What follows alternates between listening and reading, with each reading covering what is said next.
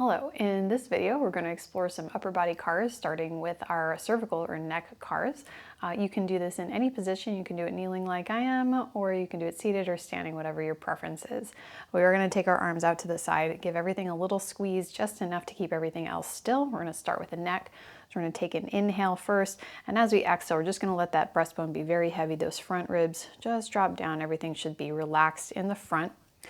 Keep your arms out by your sides, give everything a little squeeze, drop your chin into your chest. You should feel a stretch in the back of your neck. You're gonna rotate, follow the collarbone. Nose goes to the left shoulder. Drop your ear back. Chin goes to the ceiling.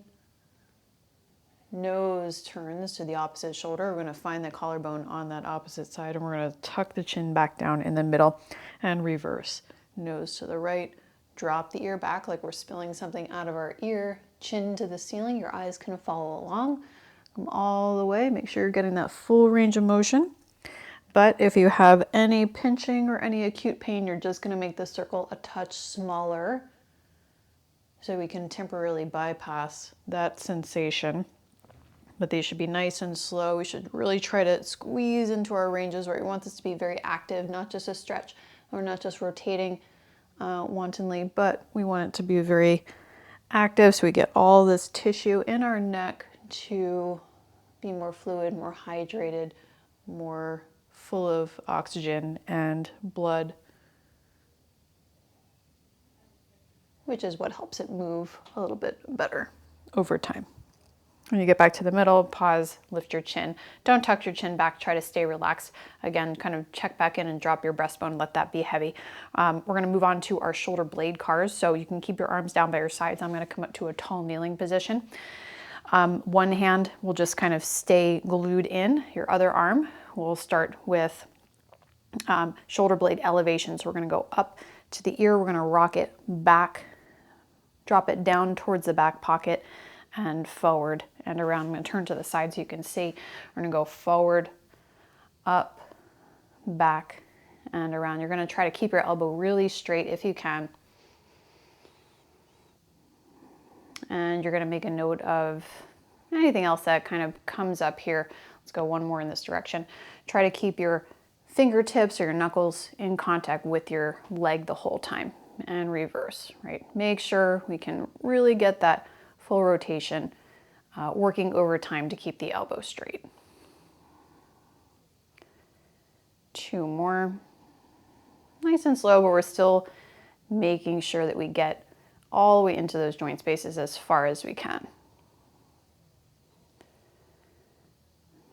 And then we're gonna switch, glue your other arm in place, give this guy a good squeeze, and then come all the way up to the ear.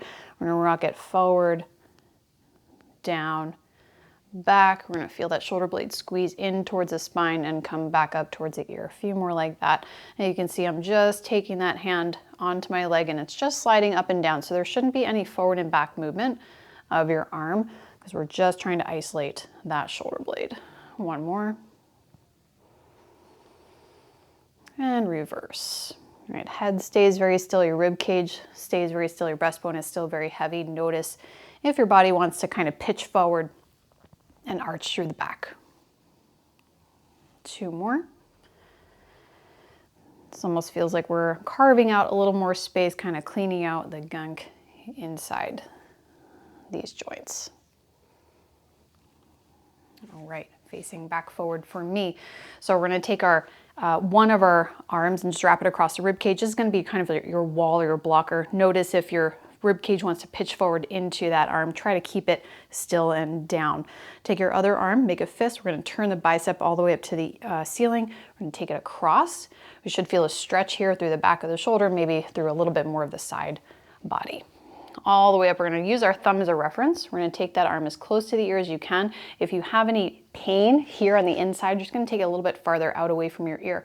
Now we're going to turn our thumb and our knuckles all the way around. You're going to keep turning your thumb as you take your arm back. Rib cage should stay facing forward. We're going to keep turning that thumb, turning that thumb, turning that thumb until it faces behind us. So that way we can make sure we get all the rotation happening through the forearm and the shoulder, though this is a shoulder car, so we want to make sure the majority of the rotation is coming from there. We're going to reverse it by reaching that thumb back. Should feel the back of the arm squeeze and reverse. Rotate, rotate, rotate. towards the ear and then come across the body again. You know, a couple more, squeeze out a little bit more tension, squeeze your arm a little bit more. We're going to try to make that circle a little bit bigger every time you go around, but I don't want you to do it at the expense of losing the stillness of your other body parts. One more time. For instance, I don't want you to reach so much that the whole rib cage turns. We want to keep that rib cage still. Chest is facing forward, especially as we go back. We don't want to take the rib cage with us, right? So the ribs are moving the opposite direction as the arm is. And reverse.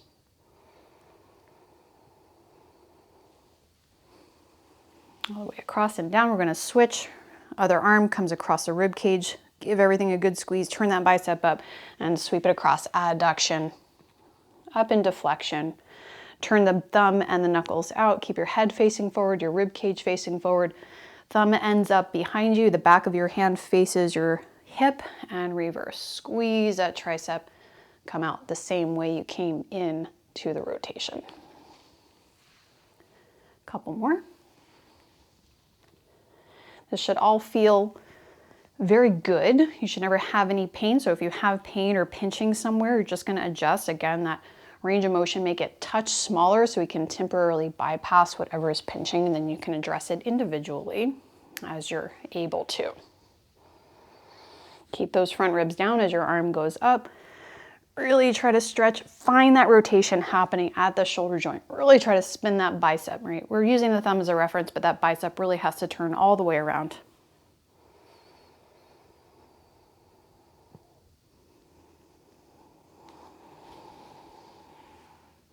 Arms are going to come down by your sides. We're going to make a fist again.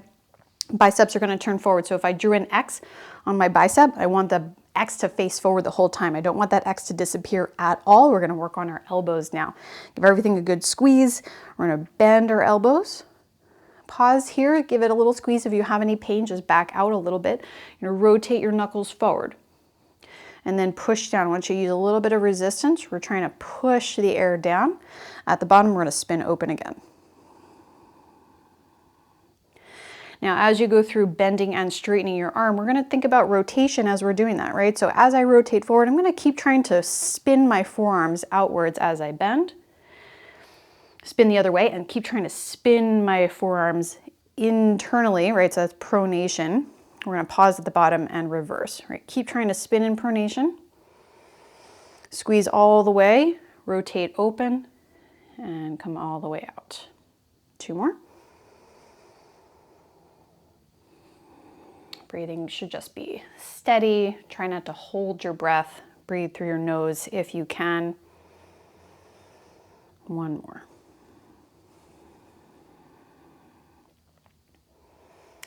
So we're going to relax that for a moment. We're going to go on to wrist cars. Wrist cars can be a little bit tricky, so I want you to take one hand and just hold on to your forearm because I don't want this to happen. So now the X, we're going to draw it on the underside of our forearm. I want that X to face the ceiling the whole time.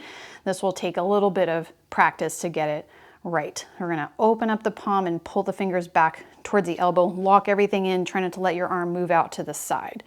We're going to take your pinkies and your fingers into the midline, into the middle. We're going to flex, try to take the center of your palm up, and then reach those fingertips out. All right, so we just draw a really big circle with the fingertips. Using our other hand to stabilize the forearm so there's not any movement, or at least minimal movement, coming from the elbow. Okay, we're going to reverse it. So we're going to reach, reach, reach. Your pinky side is going to come up first. We're going to flex the palm towards you, right? Make sure, this is a pretty common thing when this happens, that elbow is really going to want to bend and turn, but try your best to keep it still. Pinky kind of leads this in this direction. Pinky comes up first. And go one more time. You should really feel everything around the wrist working pretty well there.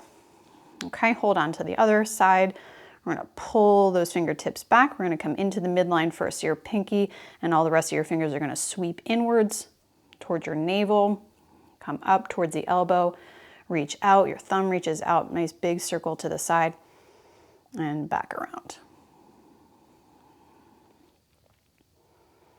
One very common thing I see is the the lack of keeping your fingers extended. So if you notice your fingers are bending a ton, right, we just want to try to keep the palm and the fingers open and reverse.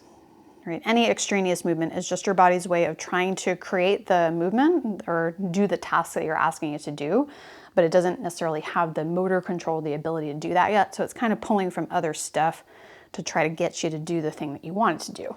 So it'll just take some practice to refine. All right, and we're gonna shake that out. We're gonna do one more thing, some thoracic cars, because those are always a great idea. So we're gonna push our hips forward, and we're gonna try to keep our hips really extended. Your head is somewhat neutral here. We're gonna flex forward. Should feel a stretch, or at least aiming for a stretch from the tailbone all the way up through the upper back.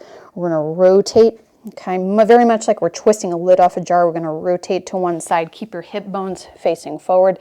Little side bend. We're gonna go up and back. Keep your chin tucked in, up and over a big high bar, little arc over to the other side. Rotate. We're gonna twist the lid off that jar again, and then come into the middle. Pause there and reverse. Twist your lid, little side bend, up and over that big high bar. All right, think more up than back. Keep the tailbone heavy. One more in each direction. Twist, twist, twist. Try to feel the muscles pulling you into each direction, right? Your back muscles will pull you into extension, this little baby back bend. Your side muscles, your obliques, your abdominals, everything will be working here to pull you into these positions. We just want to go nice and slow so we can feel everything working well. Pause there. And relax. And those are our upper body cars. Try to do them as often as you're able to.